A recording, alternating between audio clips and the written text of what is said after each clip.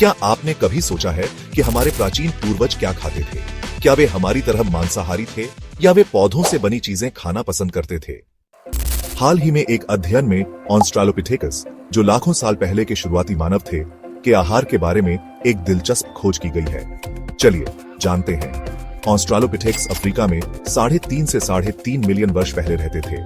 वे 2 पैरों पर चलने वाली पहली प्रजातियों में से एक थे। लेकिन वे क्या खाते थे? जर्मनी के Max Planck Institute for Chemistry और दक्षिण अफ्रीका की यूनिवर्सिटी ऑफ विटवाटरस्ट्रैंड के वैज्ञानिकों ने इसका पता लगाने का फैसला किया। इन वैज्ञानिकों ने दक्षिण अफ्रीका की स्टर्कफॉन्टीन गुफाओं में पाए गए 7 ऑस्ट्रालोपिथेकस जीवाश्मों के दांतों का अध्ययन किया। उन्होंने एक रोचक तकनीक का उपयोग करके यह पता लगाया कि ये प्राचीन मानव क्या खाते थे। हमारा शरीर भोजन को छोटे छोटे रसायनों में तोड़ता है, जिनमें नाइट्रोजन 14 और नाइट्रोजन 15 शामिल है। जो जानवर पौधे खाते हैं उनमें नाइट्रोजन 15 की मात्रा कम होती है, जबकि मांसाहारी जानवरों में इसकी मात्रा अधिक होती है।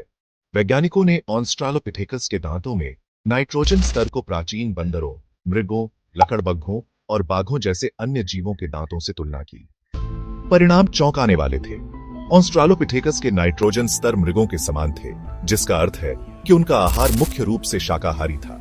वे पौधे, फल और मेवे खाते थे और उनके बड़े जानवरों का शिकार करने का कोई प्रमाण नहीं मिला। हो सकता है कि वे कभी कभी अंडे या दीमक से प्रोटीन प्राप्त करते हों, लेकिन उनका आहार मांस आधारित नहीं था।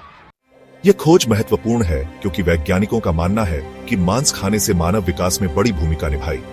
बाद के मानव पूर्वज जैसे निएंडरथल जानवरों का शिकार करने और मांस खाने लगे। इससे उनके मस्तिष्क का आकार बड़ा हुआ और उन्होंने शिकार के लिए औजार बनाए।